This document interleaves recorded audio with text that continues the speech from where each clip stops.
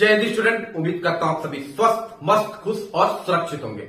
आज की वीडियो में हम दो इंपॉर्टेंट टॉपिक पर डिस्कस करेंगे। एक आरओ एआरओ पेपर लीक को लेके और इसके अलावा मुख्य सेविका की रिवाइज आंसर की फाइनली आ गई है और अब फाइनल कट ऑफ को लेके बच्चों में काफी डर है, उस पर भी अपडेट लेंगे, दोनों पे अपडेट लेंगे। उससे पहले चैनल पे जो नए हैं चैनल को लाइक और सब्सक्राइब जरूर कीजिएगा। चलिए चलते हैं वीडियो की ओर। तो सबसे पहले बात कर लेते हैं आरओ एआरओ पेपर लीक को लेके। ठीक 11 फरवरी को ये एग्जाम कंडक्ट होता है। मैं खुद भी सेंटर पे था और मेरे जानने वाले काफी लोगों से मेरी बात भी हुई थी। तो कई सारे सेंटर पे ना ही प्रॉपर चेकिंग हो रही थी कैंडिडेट की, ठीक, ना ही किसी तरह का मेटल डिटेक्टर लगा था, ना ही किसी तरह का जैमर लगा था और ना ही इवन क्लास में किसी भी तरह का कैमरा था। यानी पूरा एग्जाम बिना कैमरा सर्विलेंस के ही हो रहा था, जो कि यूपीपीएससी में नहीं होता है। यूपीपीएससी में आपकी प्रॉपर चेकिंग भी होती है। यूपीपीएससी में हर एक रूम में कैमरे भी लगे होते हैं, ठीक है। इसके अलावा जैमर का भी यूज किया जाता है, पर पता नहीं यूपीपीएससी आरओ एआरओ में ऐसा क्यों नहीं हुआ, क्योंकि मुझे काफी लोगों ने अलग अलग सेंटर से भी बताया कि उनके यहां भी सेम स्थिति थी। उसके बाद पेपर कंडक्ट होता है। पेपर का लेवल कैसा था? पेपर का लेवल मैं कहूंगा मीडियम था, ना ही ज्यादा टफ था, ना ही ज्यादा इजी था। लेकिन एक बात है कि पहले जो आरओ एआरओ का पेपर दिया जाता था उसमें अगर आपको एक ऑप्शन भी पता होते थे तो आप इजीली टिक कर सकते थे। लेकिन इस बार कुछ ऐसे कर दिया गया ऑप्शनों को कि आपको दो नाम भी पता हो और तीसरा नहीं पता हो तब भी आप क्वेश्चन नहीं क्लियर कर सकते थे, क्योंकि कई ऑप्शनों में 1 और 2 एकदम सेम कर दिया था लेकिन 3-4 को बदल दिया था। तो थोड़ा सा ट्रिकी बना के रखा था। पेपर ओवरऑल अच्छा था, कोई ऐसा नहीं था कि मैं कहूंगा कि बहुत टफ पेपर आया था, ठीक है। कुछ क्वेश्चन जैसे आपकी सैयद डायनेस्टी से क्वेश्चन, आमतौर पर जब आप हिस्ट्री पढ़ते हैं तो सैयद डायनेस्टी को स्किप कर देते हैं, तो उससे क्वेश्चन पूछा था। फिर कुछ ऐसे फ्रीडम फाइटरों के नाम से क्वेश्चन पूछ लिया था कि उनके पर्सनल चीज की वो कहां से किस यूनिवर्सिटी से एजुकेशन लिए थे। तो ये सब के लिए आपको उन्हें प्रॉपर पढ़ना पड़ता, तो क्वेश्चन मैक्सिमम लोग छोड़े होंगे। ओवरऑल पेपर ना ही ज्यादा टफ था ना ही ज्यादा इजी था, मैं कहूंगा ओके था। हिंदी का पेपर भी ठीक ठाक था, ओके था, कोई इश्यू नहीं थी। बात यहां पे है कि इस समय ट्विटर पे एक ट्रेंड बहुत ही तेजी से चल रहा है। आरओ एआरओ का पेपर लीक हुआ है। बहुत लोगों ने सबूत भी पेश किए कि सर यहाँ पे देखिए व्हाट्सएप पर काफी लोग भेजे भी हैं कि यहाँ पे पहले ही पेपर का सॉल्यूशन लेके भेजा गया है। कई जगह जो एक सॉल्यूशन ट्रेंड भी कर रहा है उसमें मतलब वो बड़ा मूर्ख आदमी है जो वो सॉल्यूशन किया भी है, क्योंकि उसमें भी बहुत से क्वेश्चन उन्होंने गलत कर रखे, लेकिन एक अच्छे खासे अमाउंट में क्वेश्चन सही भी है उसमें, ठीक। इसके अलावा आपकी किसी भी तरह की चेकिंग नहीं हुई है सेंटर पे, किसी भी तरह का कैमरा का सर्विलेंस नहीं था सेंटर पे, तो ये एक इश्यू अलग बना हुआ है। हालांकि रात में एक नोटिफिकेशन जारी कर देता है आयोग की बहुत ही अच्छे से हमने एग्जाम कंडक्ट करा लिया है, ठीक है। और एक फैक्ट की बात मैं आपको बता दूं, सीटेट में भी पेपर लीक हुआ था, बहुत सारे सबूत थे लेकिन पेपर कैंसिल नहीं हुआ। तो आरओ एआरओ में भी इसके चांसेस बहुत कम है और ये बात सबको अच्छे से पता है। तो अब जो बच्चे यूपीपीएससी आरओ एआरओ देते हैं वो मैक्सिमम बच्चे यूपीपीसीएस भी देते हैं। तो आपके पास समय 1 महीने से कम है, क्योंकि पीसीएस का एग्जाम भी लगा हुआ है आपके, और इधर आप अगर 4 से 5 दिन इसी में वेस्ट कर देंगे तो ये आपके लिए ही नुकसान की बात होगी। तो मुझे जहां तक लगता है कि आपको जो है आगे यही करना चाहिए कि आपको पीसीएस की तैयारी करनी चाहिए, ठीक है। बाकी जो भी कुछ होगा वो आपको आयोग की तरफ से बता दिया जाएगा। कोई भी इश्यू होगा तो वो आपको आयोग अपडेट कर देगा, ठीक है। हालांकि जो चीजें हुई हैं वो ठीक नहीं है, लेकिन अब देखिए आयोग पर है कि मानता है कि नहीं मानता है, ठीक है। जो चीजें अब तक यूपीपीएससी में होती आ रही थी सेंटर को लेके भी, उसमें भी आपको मैं क्लियर कट बता दूं कि वो चीजें रूल एंड रेगुलेशन फॉलो नहीं हुआ। बाकी पेपर लीक का जो हल्ला है वो अलग ही है, ठीक है। तो अब इसमें काफी लोग का क्वेश्चन ये था कि कट ऑफ क्या जा सकती है, क्योंकि देखिए पेपर का लेवल तो ठीक था, ठीक है। अगर एक पेपर पता नहीं इतने ऐसे पेपरों के लिए भी लोग पेपर लीक करते हैं, ये समझ के परे है। अरे यार थोड़ा ईमानदारी से पेपर देने में क्या इश्यू है। खैर ओवरऑल अभी ये केवल एक अफवाह है, कुछ क्लियर नहीं है। ऑफिशियली जब तक क्लियर नहीं होगा तब तक इसे अफवाह ही मानिए और अपना पीसीएस की तैयारी करिए। बाकी आपका जो कट ऑफ को लेके है ना, कट ऑफ को लेके इशू तो मैं क्लियर कट आपको बता दूं, जो ये आपका कट ऑफ है, अगर आप पेपर ईमानदारी से हुआ है, अगर पेपर ईमानदारी से हुआ है ये होता है, ठीक है। अगर पेपर ईमानदारी से हुआ है तो पेपर 1 में लगभग जो भी होगा 80 से 82 क्वेश्चन कोई भी इजिली अटेम्प्ट कर सकता है। देखिए 80 से 82 क्वेश्चन कोई भी इजिली पेपर 1 में अटेम्प्ट कर सकता है। ये नहीं, ऐसा नहीं था कि पेपर बहुत टफ था, लेकिन उसके ऑप्शन इतने ट्रिकी थे ना, ऑप्शन बहुत ट्रिकी थे। जो बच्चे पेपर दिए होंगे वो ऑप्शन में ही काफी जेल गए होंगे, क्योंकि कुछ लोग को एक नाम याद होता है, कुछ लोग को दो याद होता है, तो एक या दो नाम जिसको पता होगा वो ऑप्शन में फंस गया होगा। ये एक क्लियर कट और कड़वी सच्चाई है। तो मैक्सिमम पेपर में 80 से 82 और पेपर 2 जो लैंग्वेज वाला था हिंदी का, वहां 50 से 52 क्वेश्चन अगर आपने किए हुए हैं तो आप एकदम समझिए कि आप हैं बिल्कुल रनिंग में, ठीक है, आरओ पे, ठीक है।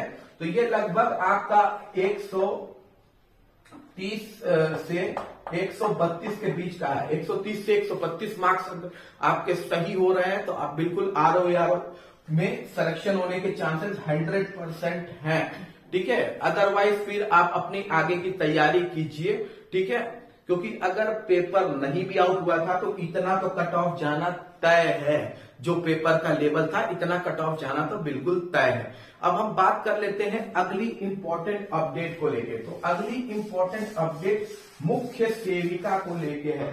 तो मुख्य सेविका में इतने सारे ट्विटर ट्रेंड करने के बाद, ट्विटर पे बच्चों की कॉन्टिन्यूअस मेहनत के बाद और बच्चों के कॉन्टिन्यूअस आयोग जाने के बाद और मुख्यमंत्री जी से कॉन्टिन्यूअस मिलने की वजह से रिवाइज आंसर की रिलीज कर दी गई। मैंने आपसे पहले भी एक बात बोली है कि आपका डीबी का रिजल्ट भी डिक्लेयर कर दिया जाएगा, क्योंकि कोर्ट की तरफ से जो भी रोक है वो आपके फाइनल रिजल्ट पर है, डीबी रिजल्ट पर रोक नहीं है। तो आयोग चाहे तो आपकी डीबी भी कंडक्ट करा सकता है और डीबी रिजल्ट भी हो सकता है। हालांकि कल 13 तारीख को आपकी सुनवाई है और मुझे जहां तक लगता है कल आपकी सुनवाई का फैसला भी हो जाएगा। अगर आयोग ने रिवाइज आंसर की दी है तो इसका मतलब वो वहां कोई कार्य कर रहे होंगे जिसकी वजह से कोर्ट में हो सकता है आपके केस की सुनवाई हो सके। और अब रिवाइज आंसर की आ गई है तो आपका डीबी का रिजल्ट और डीबी का कट ऑफ भी बहुत जल्दी आपको देखने को मिल जाएगा, ठीक है। लेकिन इसके लिए आपको फिर भी आयोग जाते रहना होगा।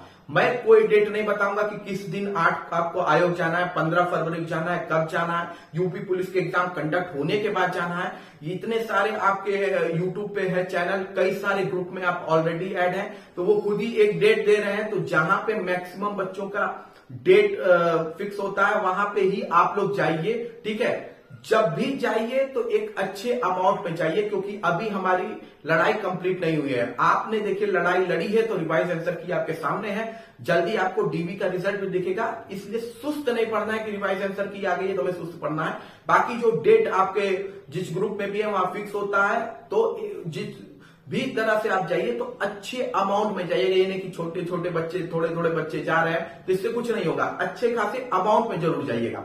अब हम बात कर लेते हैं, देखिए कट ऑफ में रिवाइज आंसर की में हुआ क्या है। रिवाइज आंसर की में हुआ क्या है कि शिफ्ट 1 जो था उसमें आपके 4 क्वेश्चन बढ़ गए हैं, ठीक, फुल मार्क्स मिल गए हैं। शिफ्ट 2 में आपको 3 नंबर फुल मिले हैं, यही ना मिला है, 4 नंबर फुल मिले हैं, 3 नंबर फुल मिला है। अब बात जरा समझिए कि इससे फायदा हुआ है कि नुकसान हुआ है। तो देखिए बहुत से बच्चों का होगा जो 4 नंबर सही हुआ होगा पूरा का पूरा, ये बहुत कम होंगे। बहुत कम बच्चे होंगे जिनका चारों का चारों नंबर सही हो गया होगा, या 3 का 3 नंबर सही होगा, या तो कुछ बच्चों का कुछ नंबर बढ़ा होगा। एक तरह के बच्चे हुए हैं जिनका कुछ नंबर इंक्रीज हुआ होगा, एक बच्चे हैं जिनका कुछ नंबर डिक्रीज भी हुआ होगा। ऐसा नहीं है कि केवल इंक्रीज हुआ होगा, डिक्रीज भी होगा। और एक वो बच्चे भी होंगे जिनको कोई फर्क नहीं पड़ा होगा, मतलब वो न्यूट्रल होंगे, उनका ऑलरेडी ये सही हो गया होगा। और ये 3 कैटेगरी के बच्चे आपको देखने को मिलेंगे। अगर ये नंबर बढ़ा है तो इसका मतलब ये नहीं है कि सबका नंबर बढ़ गया है। बहुत से बच्चे होंगे जो ये क्वेश्चन सही ही किए होंगे, जो चीज हुई होगी इसकी वजह से उनका एक भी नंबर नहीं बढ़ा होगा। तो 3 चीज की हुई होगी, या तो बढ़ा होगा, या तो घटा होगा, या तो न्यूट्रल होगा। ये 3 चीज हुई होगी, सबका बढ़ नहीं गया होगा। तो ऐसा नहीं है कि सबका बढ़ा है तो कट ऑफ बहुत भागेगा। अब इसमें नसीब उसका अच्छा है जिनका बढ़ गया है, ठीक है। देखिए मेहनत अपनी जगह होती है, इसमें कोई दो राय नहीं है, पर किस्मत इसी को कहते हैं, ठीक है। ये बड़ी इंपॉर्टेंट चीज है, ये किस्मत ही है। क्योंकि कोई बच्चा अगर मान लीजिए 58 पर था और लग रहा था कि कट ऑफ 60 जाएगा, उसका +2 या +3 हो गया, वो 61 पे हो गया। अब कोई बच्चा 60 पे था और उसे था कि हाँ भैया हम कर जाएंगे, लेकिन पता चलता है कि वो 60 पर ही रह गया क्योंकि उसका एक भी नंबर नहीं बढ़ा। तो ये फायदा और नुकसान दोनों पहुंचाया है जो आपका रिवाइज आंसर की आया है। अब बात यह है कि मैंने काफी लोग को देखा है, आपको कट ऑफ उन्होंने बताया है, ठीक। कई लोग 65, 63, 64 तक भी पहुंच गए हैं, 64, 65 तक भी पहुंच गए हैं, ठीक है। जो कट ऑफ, अब बड़ा सोचने वाली बात यह है कि कई लोग ने 5-5 का गैप बताया अपने कट ऑफ में, 5 का गैप बताया, फिर भी लिखा है +2 -2, मतलब मिनिमम 3 नंबर का गैप, मैक्सिमम 7 नंबर का। ऐसे कट ऑफ बताने का मतलब क्या है, ये समझ के परे है, ठीक है। सबसे इंपॉर्टेंट बात ये है कि देखिए, जो आपका लोग बोल रहे थे कि 55 डीबी जाएगा, अब वो कह रहे हैं 62 कट ऑफ जाएगा, ठीक है। कई लोग 50, 52, 53 डीबी बता रहे थे, अब वो कह रहे हैं 60 नंबर कट ऑफ फाइनल चली जाएगी। मतलब सीरियसली 52 नंबर डीबी में अब तक बता रहे थे, अब 60 नंबर फाइनल कट ऑफ, मतलब कितने का, +8 का डिफरेंस हो जाएगा आपके फाइनल कट ऑफ में। क्या ये पॉसिबल है, ठीक। या कई लोग कह रहे थे 55 जाएगा, अब वो कह रहे हैं 62 जाएगा, ठीक है। तो +7 का नंबर, इतना नंबर का डिफरेंस, क्या ये पॉसिबल है, ठीक। हो भी सकता है, ठीक है, लेकिन क्या इतना जा सकता है, इतना पॉसिबल है? सिंपल सी बात है, क्यों नहीं पॉसिबल है भाई, क्यों इतना पॉसिबल नहीं है? उसका पहला देखिए इंपॉर्टेंट रीजन ये है कि पहला इंपॉर्टेंट रीजन क्या है, पहला इंपॉर्टेंट रीजन ये है कि ये भर्ती जो थी, ये स्पेशल भर्ती थी भैया। स्पेशल भर्ती का मतलब होता है कि यहाँ पे एक फिक्स्ड डिग्री वाले ही एग्जाम दे सकते थे। ऐसा नहीं था कि ये बैचलर डिग्री नॉल थी, या 10 या 12 के बच्चे भी इसमें बैठ के एग्जाम दे सकते हैं। एक फिक्स्ड डिग्री वाले ही बच्चे एग्जामिनेशन इसमें दे सकते थे, ठीक। अब कई लोग का कहना है कि 62, 65 तक कट ऑफ चली जाएगी।